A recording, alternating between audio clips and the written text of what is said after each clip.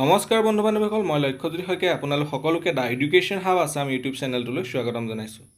বন্ধু বান্ধৱীসকল, আজি এই ভিডিঅ'টোৰ জৰিয়তে অসমৰ কেইখনমান অতি গুৰুত্বপূৰ্ণ গ্ৰন্থ আৰু সেই গ্ৰন্থসমূহৰ লেখকসকলৰ বিষয়ে আলোচনা কৰিম। বন্ধু বান্ধৱীসকল, এই চেনেলটোৰ জৰিয়তে আগন্তুক দিনত হ'বলগীয়া যিকোনো ধৰণৰ কম্পিটিটিভ এক্সামসমূহৰ সহায় হোৱাকৈ বিভিন্ন ধৰণৰ ভিডিঅ'সমূহ দি অহা হৈছে। আপোনালোকে যদি মোৰ ভিডিঅ'সমূহ চাই ভাল পাইছে তেনেহ'লে চেনেলটো ছাবস্ক্ৰাইব কৰি দিব, ভিডিঅ'সমূহ লাইক কৰি দিব আৰু লগৰ বন্ধু বান্ধৱীসকলৰ সৈতে শ্বেয়াৰ কৰি দিব। আহকচোন আজিৰ ভিডিঅ'টো আৰম্ভ কৰোঁ।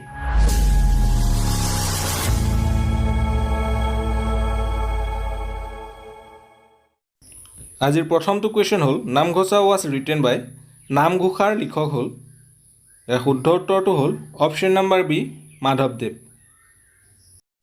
ইয়াৰ পিছৰটো কুৱেশ্যন হ'ল, the Kirtan Ghosha is a collection of poetical works primarily composed by. Kirtan Ghosha হৈছে কাব্যিক ৰচনাসমূহৰ এক সংকলন, মুখ্যতঃ ইয়াক কোনে ৰচনা কৰিছে? ইয়াৰ শুদ্ধ উত্তৰটো হ'ল option number A, Srimanta Sankardev. অৰ্থাৎ শ্ৰীমন্ত শংকৰদেৱে হৈছে কীৰ্তন ঘোষাৰ ৰচক। Next question, who among the following is the author of the book Assamese its formation and development?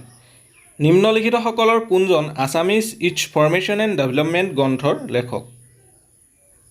ইয়াৰ শুদ্ধ উত্তৰটো হ'ল option number C, doctor Banikanta Kakati. অৰ্থাৎ ডক্টৰ বাণীকান্ত কাকতি হ'ল Assamese its formation and development গ্ৰন্থৰ লেখক। ইয়াৰ পিছৰটো কুৱেশ্যন হ'ল, who among the following is the author of the novel অঘৰী আত্মাৰ কাহিনী? নিম্নলিখিতসকলৰ কোনজনে অঘৰী আত্মাৰ কাহিনী উপন্যাসখন লিখিছিল? ইয়াৰ শুদ্ধ উত্তৰটো হ'ল option number D, Syed Abdul Malik. অৰ্থাৎ সৈয়দ আব্দুল মালিক দেৱে অঘৰী আত্মাৰ কাহিনী নামৰ সেই উপন্যাসখন ৰচনা কৰিছিল। Next question, the first Assamese dictionary was compiled by. প্ৰথম অসমীয়া অভিধান কাৰ দ্বাৰা সংকলিত কৰা হৈছিল? ইয়াৰ শুদ্ধ উত্তৰটো হ'ল option number D, doctor miles Bronson. অৰ্থাৎ ডক্টৰ মাইলছ ব্ৰনছন দেৱৰ দ্বাৰাই প্ৰথম অসমীয়া অভিধান সংকলিত কৰা হৈছিল। ইয়াৰ পিছৰটো কুৱেশ্যন হ'ল, Kathanibari Ghat a collection of short stories was written by. Kathanibari Ghat চুটি গল্প সংকলনখন কোনে লিখিছিল? ইয়াৰ শুদ্ধ উত্তৰটো হ'ল option number B, Mahim Bora. অৰ্থাৎ মহিম বৰাদেৱে কাঠনিবাৰী ঘাট নামৰ এই চুটি গল্প সংকলনখন লিখিছিল। ইয়াৰ পিছৰটো কুৱেশ্যন হ'ল, what was the first Assamese children magazine? প্ৰথম অসমীয়া শিশু আলোচনীখন কি আছিল? ইয়াৰ শুদ্ধ উত্তৰটো হ'ল অপশ্যন নম্বৰ এ, ল'ৰা বন্ধু। ল'ৰা বন্ধু হৈছে প্ৰথম অসমীয়া শিশু আলোচনী। ইয়াৰ পিছৰটো কুৱেশ্যন হ'ল, who was the first editor of the Assamese magazine Jonaki? Asomiya আলোচনী জোনাকীৰ প্ৰথম সম্পাদক কোন আছিল? ইয়াৰ শুদ্ধ উত্তৰটো হ'ল option number D, Chandra Kumar Agarwala. Chandra Kumar Agarwala দেৱে আছিল প্ৰথম যিগৰাকীয়ে জোনাকীৰ প্ৰথম সম্পাদক হিচাপে কাম কৰিছিল। ইয়াৰ পিছৰটো কুৱেশ্যন হ'ল, হু ৱাজ ন'ন এজ বিহগী কবি? বিহগী কবি হিচাপে কাক জনা যায়? ইয়াৰ শুদ্ধ উত্তৰটো হ'ল option number B, Raghunath Choudhury. Raghunath চৌধুৰীদেৱক বিহগী কবি হিচাপে জনা যায় কাৰণ ৰঘুনাথ চৌধুৰীদেৱে বিশেষকৈ চৰাইৰ ওপৰত বেছিকৈ কবিতাসমূহ ৰচনা কৰিছিল। যিহেতু চৰাই আন এটা নাম হৈছে বিহগী, সেইকাৰণে ৰঘুনাথ চৌধুৰীদেৱক বিহগী কবি হিচাপে জনা যায়। ইয়াৰ পিছৰটো কুৱেশ্যন হ'ল, what was the original name of Assam Sahitya Sabha? Assam সাহিত্য সভাৰ মূল নাম কি আছিল? ইয়াৰ শুদ্ধ উত্তৰটো হ'ল option number B and C. Asom Sahitya সভাক আছামিজ লিটাৰেৰী ছ'চাইটি আৰু অসমীয়া ভাষা উন্নতি সাধিনী সভা হিচাপেও পূৰ্বতে জনা গৈছিল। Next question, who was the author of Asomiya Lorar Mitra or Assamese children's friend? Asomiya Lorar মিত্ৰৰ লেখক কোন আছিল? ইয়াৰ শুদ্ধ উত্তৰটো হ'ল option number A, Anandaram Dhekial Phukan. অৰ্থাৎ আনন্দৰাম ঢেকিয়াল ফুকনদেৱে হ'ল অসমীয়া ল'ৰাৰ মিত্ৰ নামৰ সেই কিতাপখনৰ লেখক। ইয়াৰ পিছৰটো question, who among the following is the author of novel Antarip? নিম্নলিখিত কোনজন উপন্যাস অন্তৰীপৰ লেখক? ইয়াৰ শুদ্ধ উত্তৰটো হ'ল option number C, Bhabendranath Saikia.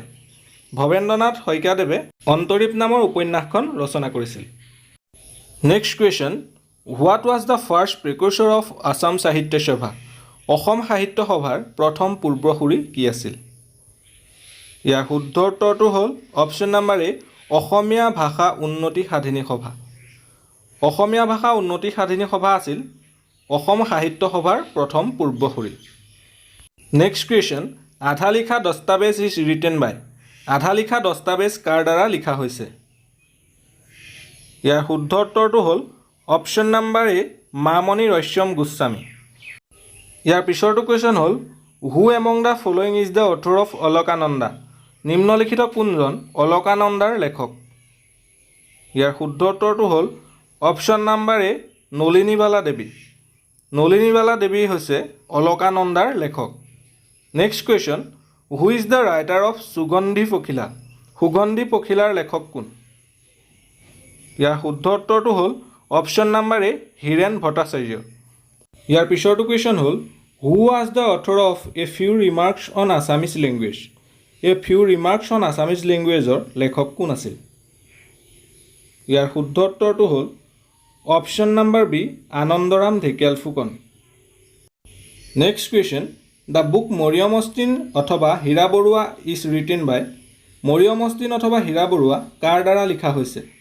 ইয়াৰ শুদ্ধ উত্তৰটো হ'ল option number B, Arupa Patangia Kalita. অৰ্থাৎ অৰূপা পাটিংগা কলিতাই মৰিয়ম অষ্টিন অথবা হীৰা বৰুৱা নামৰ কিতাপখন ৰচনা কৰিছিল। Next question, the first printed Assamese book Dharmapustak was written by. প্ৰথম মুদ্ৰিত অসমীয়া গ্ৰন্থ ধৰ্মপুস্তক কোনে লিখিছিল? ইয়াৰ শুদ্ধ উত্তৰটো হ'ল অপশ্যন নাম্বাৰ এ, আত্মাৰাম শৰ্মা। অৰ্থাৎ আত্মাৰাম শৰ্মাদেৱে ৰচনা কৰা গ্ৰন্থ ধৰ্মপুস্তকেই হ'ল প্ৰথম মুদ্ৰিত অসমীয়া গ্ৰন্থ। ইয়াৰ পিছৰটো কুৱেশ্যন, দ্য বুক হালধীয়া চৰায়ে বাওধান খায় ইজ ৰিটেন বাই। হালধীয়া চৰায়ে বাওধান খায় কাৰ দ্বাৰা লিখা হৈছে? ইয়াৰ শুদ্ধ উত্তৰটো হ'ল option number A, Homen Borgohain. Homen বৰগোহাঁইদেৱে হালধীয়া চৰায়ে বাওধান খায় নামৰ কিতাপখন ৰচনা কৰিছে। Next question, who was the author of novel Ganga Chilonir Pakhi. উপন্যাস গঙা চিলনীৰ পাখিৰ লেখক কোন আছিল? ইয়াৰ শুদ্ধ উত্তৰটো হ'ল option number D, Lakshminandan Bora. অৰ্থাৎ লক্ষ্মীনন্দন বৰাদেৱে গঙা চিলনীৰ পাখি নামৰ উপন্যাসখন ৰচনা কৰিছিল। ইয়াৰ পিছৰটো question, who was the author of the book Hazrat Muhammad. Hazrat Muhammad নামৰ কিতাপখনৰ লেখক কোন আছিল? ইয়াৰ শুদ্ধ উত্তৰটো হ'ল অপশ্যন নাম্বাৰ চি, লোকপ্ৰিয় গোপীনাথ বৰদলৈ। অৰ্থাৎ লোকপ্ৰিয় গোপীনাথ বৰদলৈদেৱে হজৰত মহম্মদ নামৰ কিতাপখন ৰচনা কৰিছিল। Next question, which of the following was the first Assamese mini magazine. প্ৰথম অসমীয়া ক্ষুদ্ৰ আলোচনীখনৰ নাম কি? ইয়াৰ শুদ্ধ উত্তৰটো হ'ল অপশ্যন নাম্বাৰ ডি, বিন্দু। বিন্দু হ'ল প্ৰথম অসমীয়া ক্ষুদ্ৰ আলোচনী। Next question, who was the editor of অসমৰ পদ্য বুৰঞ্জী অৰ এ মেট্ৰিকেল ক্ৰনিকল অফ আছাম। অসমৰ পদ্য বুৰঞ্জী বা অসমৰ মেট্ৰিক ক্ৰনিকলৰ সম্পাদক কোন আছিল? ইয়াৰ শুদ্ধ উত্তৰটো হ'ল অপশ্যন নাম্বাৰ এ, সূৰ্য কুমাৰ ভূঞা। অৰ্থাৎ অসমৰ পদ্য বুৰঞ্জী বা অসমৰ মেট্ৰিক ক্ৰনিকলৰ সম্পাদক হ'ল Surya Kumar Bhuyan. Next question, who is the writer of the book the comprehensive history of Assam. The comprehensive history of Assam নামৰ কিতাপখনৰ লেখক কোন? ইয়াৰ শুদ্ধ উত্তৰটো হ'ল option number C, Swarnalata Baruah. অৰ্থাৎ স্বৰ্ণলতা বৰুৱা হ'ল the comprehensive history of Assam নামৰ কিতাপখনৰ লেখক। 26 নম্বৰ কুৱেশ্যন আৰু আজি এই ভিডিঅ'টোৰ শেষৰটো question, who road the novel মামৰে ধৰা তৰোৱাল আৰু দুখন উপন্যাস। মামৰে ধৰা তৰোৱাল আৰু দুখন উপন্যাস নামৰ উপন্যাসখন কোনে লিখিছিল? ইয়াৰ শুদ্ধ উত্তৰটো হ'ল option number D, Mamoni Raisom Goswami. Mamoni Raisom Goswami বাইদেৱে মামৰে ধৰা তৰোৱাল আৰু দুখন উপন্যাস নামৰ এই উপন্যাসখন ৰচনা কৰিছিল। বন্ধু বান্ধৱীসকল, আজিৰ ভিডিঅ'টো ইমানেই। আপোনালোকে যদি মোৰ আগৰ ভিডিঅ'সমূহ চাই ভাল পাইছে তেনেহ'লে চেনেলটো ছাবস্ক্ৰাইব কৰি দিব, ভিডিঅ'সমূহ লাইক কৰি দিব আৰু লগৰ বন্ধু বান্ধৱীসকলৰ সৈতে শ্বেয়াৰ কৰি দিব। ধন্যবাদ।